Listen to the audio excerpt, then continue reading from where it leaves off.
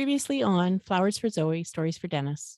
Today we're talking quite specifically about fentanyl. When we talk about withdrawal, we're talking about what happens to the body when the body is used to having this and now it suddenly doesn't have it. And it's still shocking to me that people actually think you can get through fentanyl withdrawals in 3 days by yourself without medical assistance. It's not using to get high, it's dosing to not be sick. We made an agreement that if me going to detox didn't end up working out, he would keep everything here in case I needed to come out and used for any reason.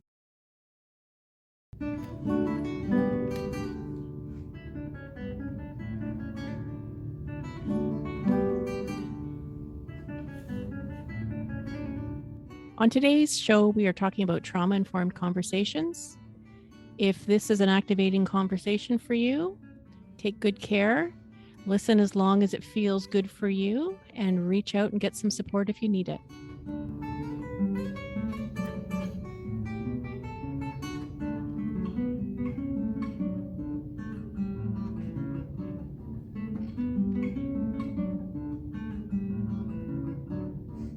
So, hey, you guys, if you listen to the last podcast that we did on withdrawals, you may have picked up on an interaction between Daniel and I. It wasn't intentional, but we noticed and we had a conversation about it.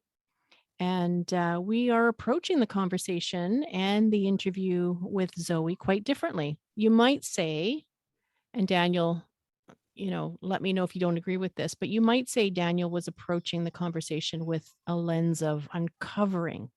He wanted to make things known and identify the many components of Zoe's life that were, in many ways reinforcing her urge to keep using, or at least her urge to numb the pain and the fear that she was experiencing. You might say that he was like, delving deeper into her experience and what that all meant for her. You may have also noticed that my response to hearing this interaction was to shift gears. I was trying to lift her up. I was trying to lift her out of the conversation. And I became really quite focused with using my questions to ask Zoe how she got through it and what, if anything, helped her. So this interchange has a lot to offer when it comes to understanding the topic of trauma-informed care, or trauma-informed interviewing in this case. And that's what we want to talk about tonight. You might be asking, like, why would this be important? The simple answer is the purpose of using a trauma-informed approach anytime we're like interviewing somebody or talking to somebody or in therapy or even just having conversations with people that we love and care about. It's to avoid re-traumatizing. In other words, we don't want to add unnecessary stress or more stress that's going to do more damage. And sometimes that can happen just by having to re-experience through telling stories. We can be activated. So on the one hand, there's a lot of really good information to be shared, and that requires asking questions, listening, and that's why we're here doing the podcast. On the other hand, the questions that we ask and the way that we frame these questions can be activating. And it's not that being activating is not okay. Being activated is okay. Sometimes we are. That's just part of life. But what helps is when we're prepared for it and when we can count on some kind of support around it, and when we know that we have options to stop sharing. Even when we work with these agreements in place, we can still all be sort of, hit by a curveball, something that we don't expect. And that happens now and again. And when it does happen, you might start by feeling fine and then discover that you're not feeling fine because you've been activated by something. So let's talk about this. Let's talk about this and talk about, how we plan to continue to ask the important questions while also being aware of the impacts that it can have on Zoe, on each of us, and even for our listeners. Thank you, Laura. That was really nice. Yeah, we tend to get into good debates, and we're getting good at it, and I'm really glad of that because They get pretty heated. They get heated a little bit. You guys feel so strongly about the topics that we're talking about. I was going to say the same thing, Zoe. Yeah. When you get a heated argument, it's because you care. There is something big inside each of those sides. Yeah. And as I'm saying this, I'm like, this is what Laura told me. Like, I don't know, pick a year. all the knowledge I've gotten so far in my life has been from Laura. So Oh, don't blame come me. on. Don't blame me for anything I say. Blame Laura. Oh my gosh. Jesus. You know, I like the fact that we can debate. We don't always have to agree.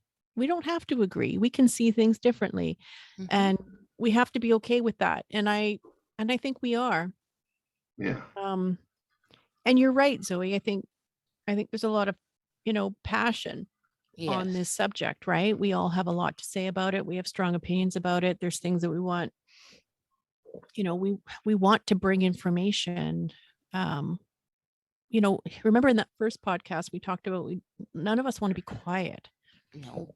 And so I guess this is the opposite of being quiet. And that really is our goal. And we share in that. Like there's a shared agreement between us that, this is about not being quiet anymore. We're also really aware that, the things that we're talking about are activating. And, maybe we do need to talk about how these conversations impact people. And also, not to put you on the spot, Zoe, but you kind of are. You've sort of agreed to be transparent and open in sharing everything. Yeah. So maybe it is important that we have a conversation about, if you decide to change your mind where something does feel like more than you want to talk about, how would we know? And what would we do? Yeah. I was thinking this, and that's what happened to me yesterday. It happened to me twice. One, when you brought it up, Laura, first thing that hit me is how are we going to know? And then very close to that, I had shared with a person about the podcast without talking to Zoe first. And that it kind of broke a rule that we know is there. And I forgot it. And that was, this is Team Zoe. Yeah. And, I think that that's probably, that is a trauma informed lens, right? Like safety is one of the key components to what becomes trauma informed. So, in other words, when we think about safety, we want to make sure that the things that we talk about feel okay. It means that, we might record some information and then we might listen to it later and decide maybe it's not something that I want to share. And if that is to happen, then we won't share it.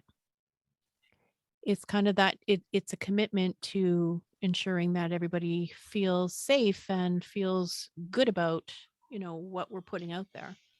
As transparent as I've agreed to be with this podcast and on this topic or all the topics that we're choosing to talk about, I'll be just as outspoken on if I'm not comfortable with something. So you don't, you know what I mean? Like as long as we Mhm. talk about the situation beforehand, or if something gets to the point that I don't want to speak about, just know that I will, I won't feel no way to speak on that or let Mhm. you guys know that I'm uncomfortable with something. Yeah. You won't have to worry about, me not speaking up and letting you guys know, because I will.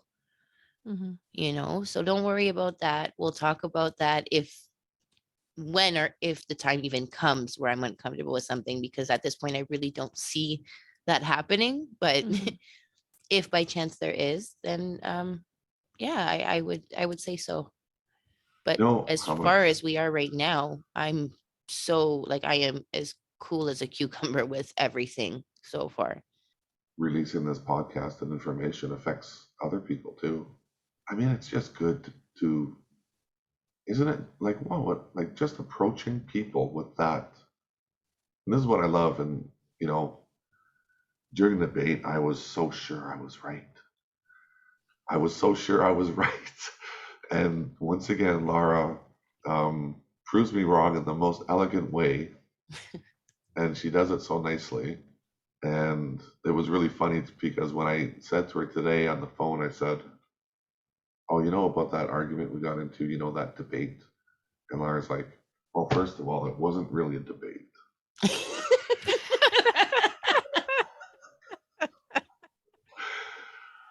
It was so funny. It was great. I think I hear you, Daniel, with it does affect other people. It does impact other people. And, we are getting ready to launch the podcast, and we are thinking about people that are close to us. We're thinking about family members that are going to be impacted by this.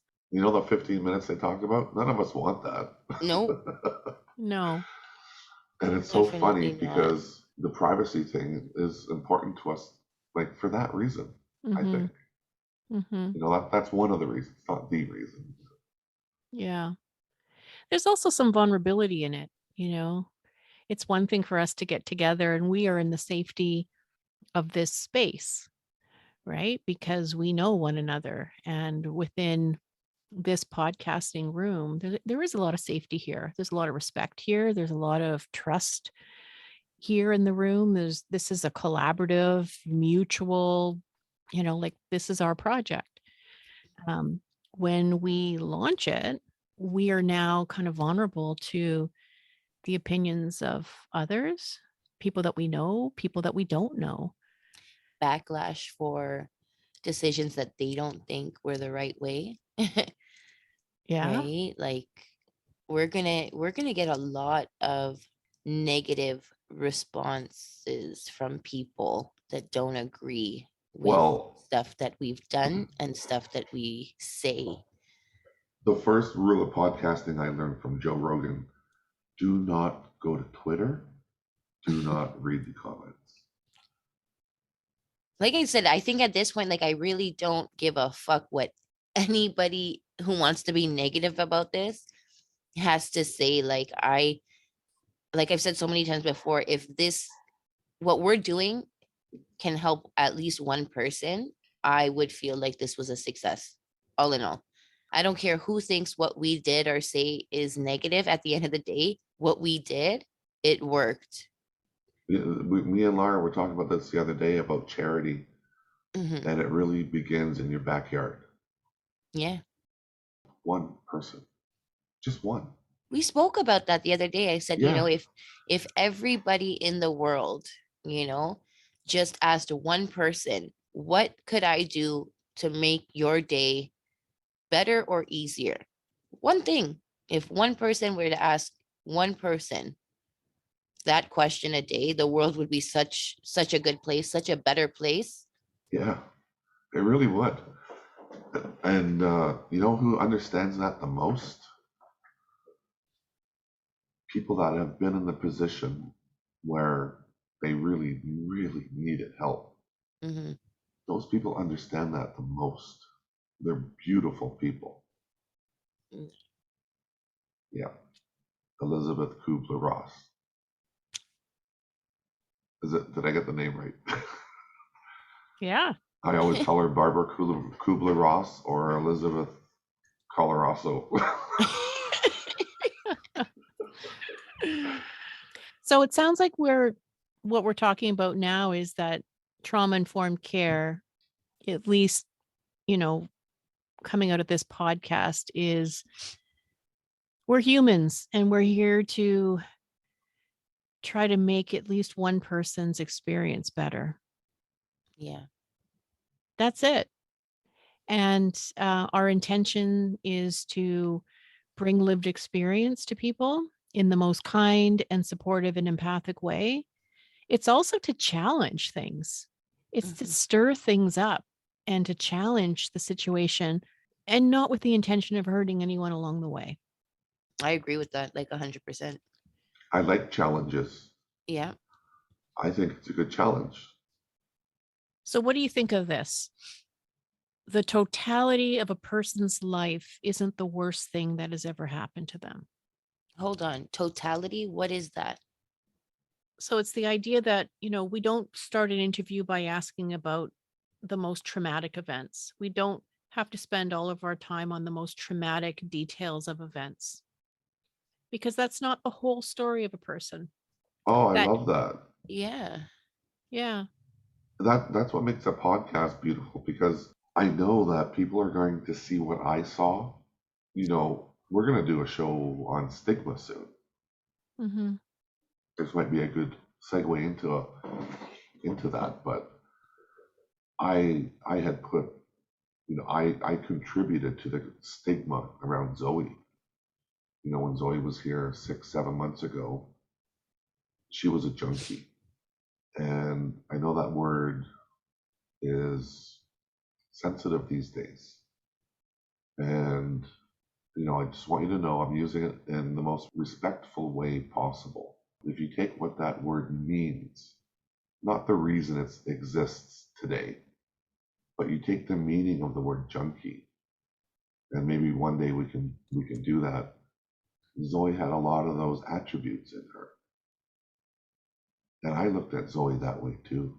So something was there. But the point is, because of all those attributes and characters that Zoe was portraying, right? Because of the fentanyl, because the whole addiction changes, right? Like what they said. And this is true for addiction, but it's also true for opioids specifically. It changes your character, your behavior. It changes your thoughts, changes your anxiety level. It really changes who a person is. My point is because all these other characters and behaviors were there, I never got to know Zoe. And slowly, the real Zoe was literally revealed to me over 2.5 months. And it was the most wonderful thing to experience because, the things I could say about Zoe, I think I said them in the other show, but such a beautiful person, almost destroyed by fentanyl. Almost destroyed. And she's back to herself, and all of her original characters and behaviors are coming out now. And she's just so beautiful. And she's such a wonderful person. And now she's gone through this.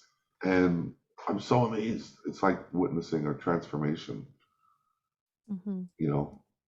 So I guess when we talk about having a trauma-informed lens, we're saying, yeah, we are aware that we're talking about some heavy content. We're talking about some behaviors that at a time were really scary and confusing for people. But that was a time in a place and a period of time. There are so many other parts.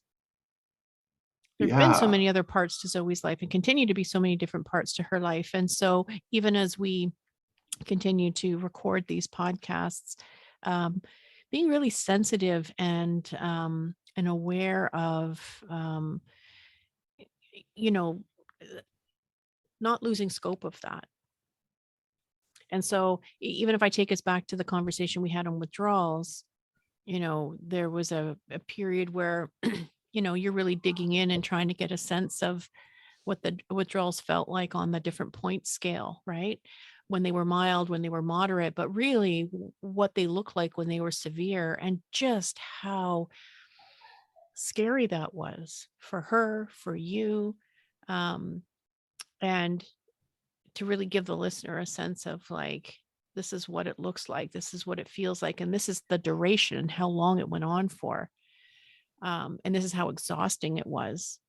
But when we asked Zoe, how did you get through that? That is our attempt at being trauma informed in some degree, because it's really important that we lift ourselves out of that. We can go there for a little bit and we lift ourselves out of it because that's how we're moving along. When I saw how Zoe was treated by people, it made me so angry. I went to the pharmacist and I made sure he knew Zoe's my niece. And he's not just responsible to her, he's responsible to me. And I'm going to be there. Because there's some people that walk around with that stigma all the time. And seeing Zoe being treated that way, oh, it just made me so angry. And in that moment, I realized that, I still call it paradigm shift. There was just a deep understanding that there's this whole segment of society full of beautiful people that are kind of being left outside alone in the dark. And I really want to change that. And I know the best way to change that is to tell Zoe's story. let people experience that as best as you can. As best as you can, get into detail. Talk about shitting your pants and how embarrassing it is. Yeah, this kind of moves us into that conversation of stigma. Mhm. And you wrote a blog, Daniel, Monsters, about stigma. It's just a short piece, and I kind of wrote it thinking about one day we're going to be doing a podcast on stigma. And holy crap, we have a lot to say about it. So, Zoe, did you pick up on any of that? Did you pick up on at the time when we were having the conversation about withdrawals? Uncle Daniel's asking you questions about withdrawals and how bad they are, and he's reflecting on just how low things were in your life. And then, um, and then I'm asking you other questions about how you got through it. Like, what was that experience like for you? Did you feel okay talking about all of that stuff? Was there anything that was activating or triggering for you? No, none of it was really triggering. I mean, of course, it was a little bit activating because talking about stuff from low periods of time in my life makes me think, obviously, right? And it puts your mood in not a good mood, right? Because you're thinking about sad times, about not happy times, about kind of the worst of the worst, right? So Mhm. it's not a nice feeling, obviously, but it's something that I feel needs to be spoken about, because for some reason it just feels like, with all of the things that I don't remember and it being so frustrating, you know, um, the things I do remember, I never want to forget those times because I never want to forget how horrible it was. If I remember how horrible it was, I'm never going to want to go back there. Right. So it kind of keeps me grounded at this point. I don't want my life to ever be that again. So I guess it's a good activating in a way for me anyways. And it might not be like that for every topic, maybe certain topics that might come about might be activating in a bad way. I don't know yet, but as far as what we spoke about previously, it was a kind of good thing for me. It made me realize how lucky and happy I am to be where I am right now. And I feel very, very appreciative of how far I've come and what I have now. And like I said, it just makes me realize that that horrible time in my life, I will never go back to. So it's a good and a bad, I would say. It puts you in a shitty mood, but it makes you realize what you have now, which is the most important thing of all, right? Yeah. Yeah, I got a couple of things to say. First of all, I just want to make it clear that you're not having fun doing this, Zoe, all the time. No, This is not something that you want to do. You feel like you need to do this. I feel like it was meant to do this.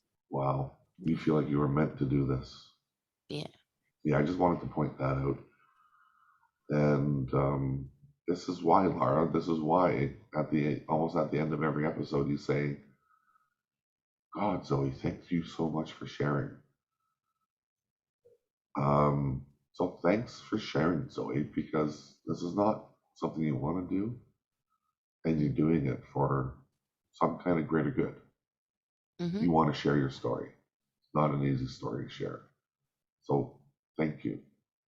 And I understand that a bit more today. I do. Yeah. I love you. I love you more.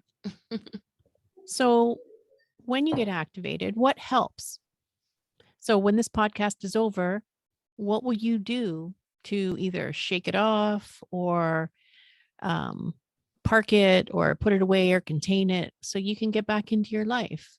Because as you talk about, these are not easy conversations. You do get activated. And like you've explained, it's the kind of activation that, you want to do because of what it means to you. And so I'm curious about how you take care of yourself. Well, I know it probably sounds like I always talk about it and it's very repetitive, but honestly, what grounds me and what brings me back to reality and what puts me in a better mood is the fact that I'm literally gonna go probably get ready for bed and crawl into bed with my kid and put a TV show on, and there's my happy place and I'm okay again. I know that I'm okay. I know that they're okay. And I know that it's okay. Everything is okay.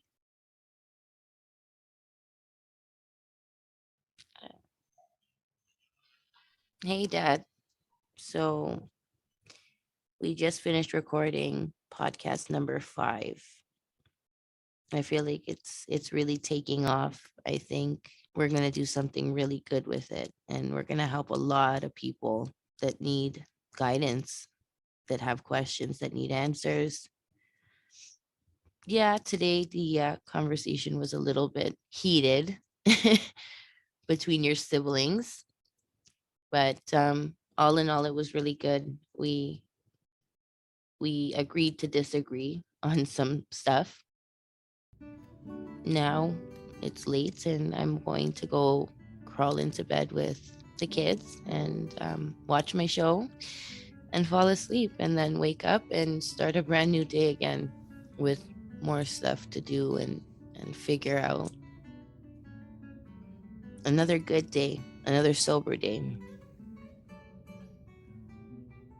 Until next time, I love you and I miss you.